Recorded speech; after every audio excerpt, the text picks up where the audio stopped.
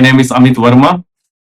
Hello, my name is Monica Verma. Welcome to our new YouTube channel When Sindhi Meets Marwari. पहले मैं आपको clear कर दूं कि मैं हूं मारवाड़ी और ये है सिंधी। तो वीडियो शुरू होने से पहले एज ए मारवाड़ी होने के थ्रू मैं आपका वेलकम करना चाहता हूं। खम्मा खनी। जय झूलेलाल। आपको थंबनेल देख के पता तो चल गया होगा कि फाइनली हम हमेशा के लिए दुबई से इंडिया शिफ्ट हो गए हैं। ये हमारा YouTube का फर्स्ट वीडियो है। अगर एडिटिंग में या कोई भी आपको मिस्टेक दिखे तो उसके लिए पहले से सॉरी।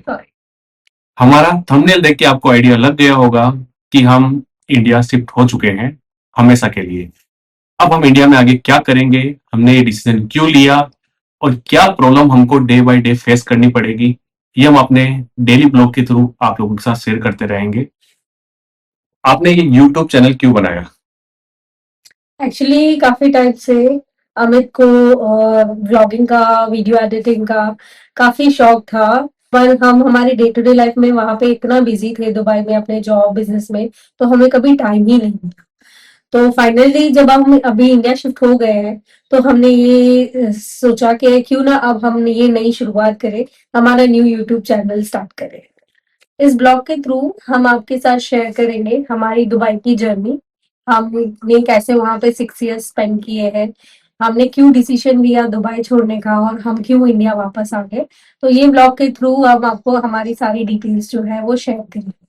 दुबई की जर्नी शेयर करने से पहले मैं आपको बताना चाहूंगी सबसे पहले कि अमित दुबई गए थे, तो हम अमित से पूछते हैं पहले कि आपकी दुबई की जर्नी कैसी थी, कैसे स्टार्ट हुई। आप बताइए। एक्चुअली दुबई में सबसे फर्स्ट टाइम गया था 2016 में। हम अपने हनीमून पे गए थे और हमने ज्यादा 6 या 7 डे वहाँ स्पेंड किए थे। तो दुबई पर्सनली हम दोनों को बहुत अच्छा लगा और हमें ऐसा लगा कि दुबई एक ड्रीम सिटी है हमारे लिए और हमें वहां होना चाहिए। इंडिया आने के बाद काफी टाइम तक दुबई का जो भूत था हमारे सर से उतर नहीं रहा था। तो हमको हमेशा ऐसा था कि कभी हमको ऐसा चांस मिले कि हम दुबई जा पाए। तो बस एक माइंड में चल रहा था, पर हम दुबई शिफ्ट होंगे ऐसा हमारे माइंड में कुछ था नहीं। फिर मुझे फर्स्ट मौका मिला पेंडेमिक से पहले। एक्चुअली मेरा टेक्सटाइल का बिजनेस था, तो मैं मार्केटिंग करने के लिए दुबई गया और सडन कोरोना आ गया, पेंडेमिक। उस वजह से मैं जिस काम के लिए वहां गया वो इतना इजीली हो नहीं पाया और दुबई की मेरी स्टार्टिंग जर्नी इतनी अच्छी नहीं रही। पेंडेमिक से पहले मैं 2019 में दुबई गया था। फिर मैंने मोनिका को वहां इनवाइट किया, तो आगे की स्टोरी मोनिका आपको इन्होंने बताया 2019 में ये दुबई गए थे, तो इनके जाने के लाइक 3 मंथ्स के बाद मेरी टिकट्स बुक हो गई थी और मैं और मेरी डॉटर दोनों दुबई लैंड हुए थे।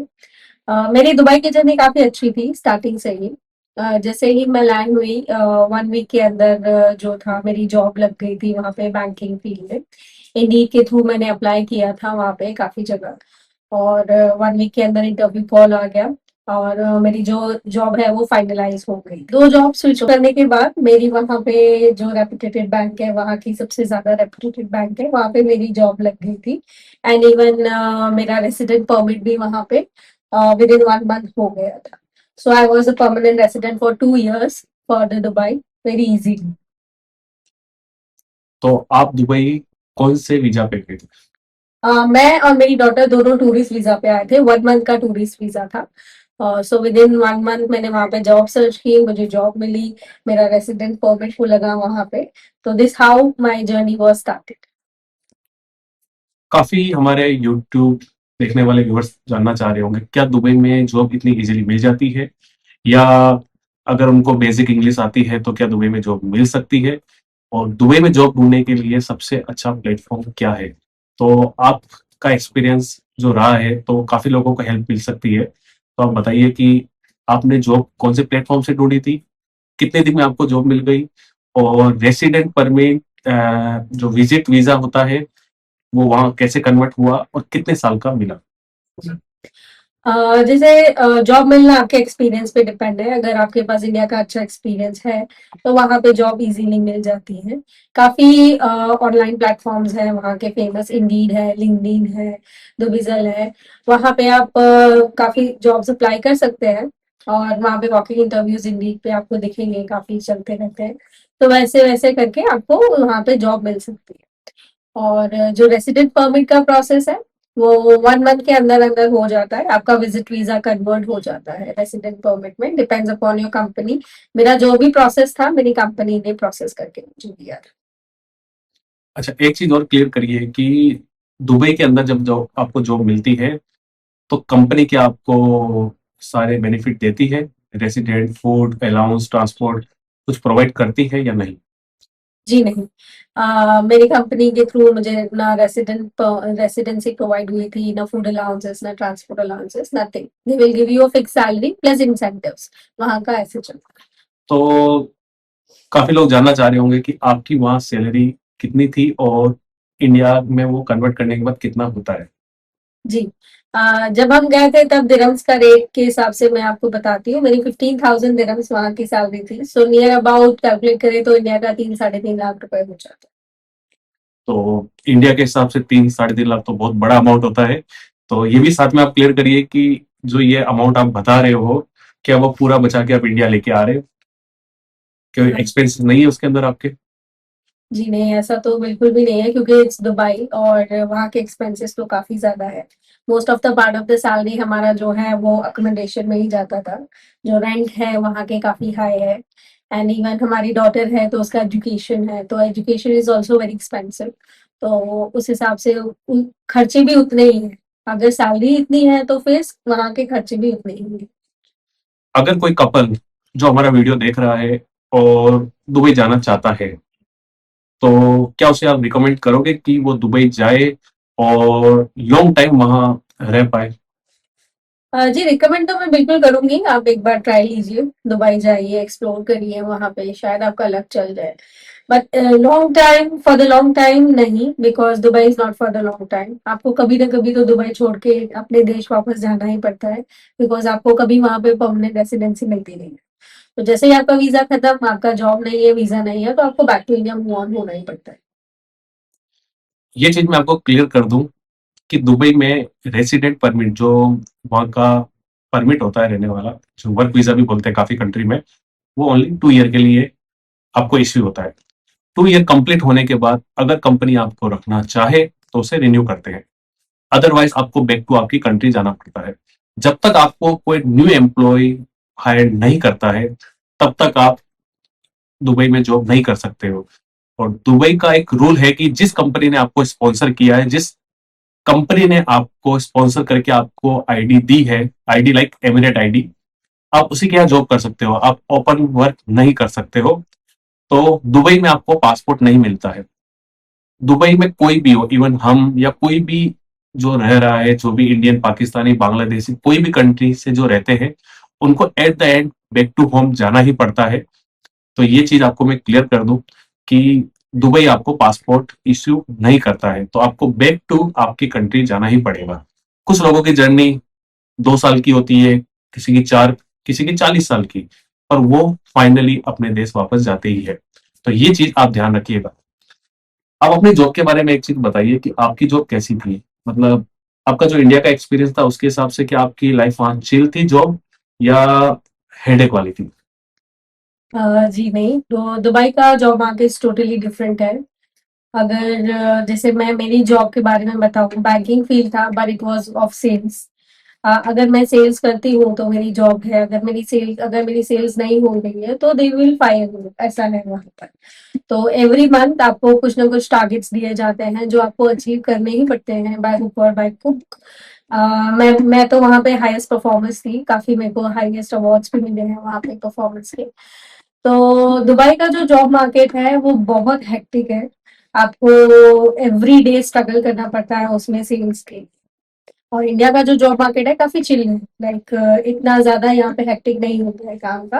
बट दुबई कंपेयर करें दुबई में, तो दुबई में ज्यादा काम रहता है, आपको ज्यादा परफॉर्मेंस दिखाना पड़ता है। सेल्स में हो तो एवरी डे आपको सेल्स करनी ही पड़ती है। काफी लोग जो दुबई जाना चाह रहे हैं, सिंगल हो या कपल हो, तो उनके हिसाब से क्या एक्सपेंसेस वहाँ के होते हैं, आप हमें थोड़ा डिटेल में बताइए। देखिए, दुबई की 2 साइड है। एक वो साइड है जो आप वीडियोज़ में देखते हो जहाँ पे डाउनटाउन एरिया है जहाँ पे बुर्ज खलीफा है, जहाँ बड़ी बड़ी बिल्डिंग्स होती है, जो देख के आपको लगता है कि नहीं, मुझे वहां होना चाहिए। दुबई की एक सेकंड साइड है जहाँ पे लेबर रहता है, और लेबर का मतलब ये नहीं है कि वहां पे कोई स्लम एरिया है, उस लेबर में हम भी आते हैं।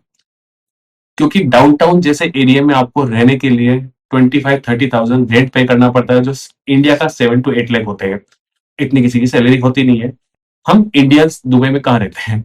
बर दुबई नाम का एक एरिया है जहाँ पे मोस्ट ऑफ इंडियंस रहते हैं, जहाँ काफी कनेक्टिविटी उसकी अच्छी है, और हमको इजीली वहां पे स्टूडियो अपार्टमेंट मिल जाते हैं।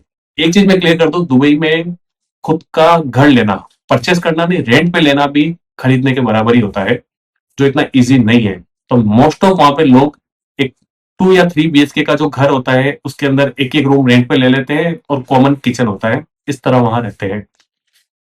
अब हमारी स्टोरी आपको बताऊं, हमारी डॉटर थी तो हम किसी के साथ एडजस्ट तो कर नहीं सकते थे, तो हमने डिसीजन लिया कि हम एक स्टूडियो लेंगे। स्टूडियो की साइज इतनी थी कि एक नॉर्मल किचन था, स्टूडियो के एक सिंगल हॉल के अंदर अपना बेड था, अलमीरा लगा पा रहे थे, और एक छोटी सी बालकनी थी, और उसी के अंदर अटैच बाथरूम थे, जिसका रेंट था इंडिया के, दुबई के 5,000 दिरहम, जो इंडिया का होता है 1,25,000। उसके अलावा यूटिलिटी बिल, बच्चे का expense, mobile utility bill, transport expense, वो सब मिला के हमारा मंथली 10,000 प्लस तो एक्सपेंस था वहां पे, जो बेसिक था। उसके अलावा हमारी डॉटर थी, जो जब हम दुबई गए थे तो हमारी डॉटर 1 ईयर ओल्ड थी, तो उसके लिए बेबी सीटर की जरूरत थी हमको। पर थैंक्स टू बेबी सीटर जो हमको दुबई में मिली, गुजराती लेडी थी, उन्होंने मेरी डॉटर को बहुत अच्छे से संभाला। उसका भी मंथली जो एक्सपेंस था वो इंडिया के 12 से 15 हजार रुपए तो उनका एक्सपेंस रहता है। फिर बच्चे के जो दूसरे एक्सपेंस होते हैं वो तो आपको पता ही है। तो अगर आप सिंगल कपल जा रहे हो और खुद का भी स्टूडियो लेते हो, आज की तारीख में 2025 दिसंबर की मैं बात कर रहा हूँ, तो आपको 7,000 के नीचे स्टूडियो नहीं मिलेगा। एक कपल का एक्सपेंस दुबई में रहने के लिए, अगर आप नॉर्मल नॉमिनल वहां रहते हो, 12 से 13,000 मिनिमम है, और चाइल्ड के साथ 15,000 मिनिमम है, क्योंकि स्कूल के और बस के ट्रांसपोर्ट के और बेबी सीटर के एक्सपेंसेस बहुत हाई है। तो जो भी कपल प्लानिंग कर रहा है दुबई शिफ्ट होने की, वो अपने माइंड में रखे कि 15,000 दिरहम मिनिमम एक्सपेंस है, जो इंडिया के 3,50,000, 3,50,000 से प्लस होते हैं। तो अगर आप इनकम कर रहे हो तो उसके सामने एक्सपेंसेस भी है। आप अपनी जर्नी बताइए, आप क्या करती थे दुबई में? जैसे मोनिका ने बताया कि इनका बैकग्राउंड बैंकिंग जॉब से था, तो मैं अपने बारे में क्लियर कर दूं कि मेरा बैकग्राउंड एज ए बिजनेसमैन था। तो दुबई में मेरा खुद का एक रिटेल आउटलेट था। दुबई में शॉप करना मतलब बहुत बड़ा अचीवमेंट है, जो मैंने कंप्लीट किया था। और मुझे बेनिफिट मिला कि 2019 में जो पेंडेमिक आया, उसकी वजह से काफी इंडियन, पाकिस्तानी, बांग्लादेशी अपनी शॉप जो कंडीशन में है छोड़ के चले गए थे।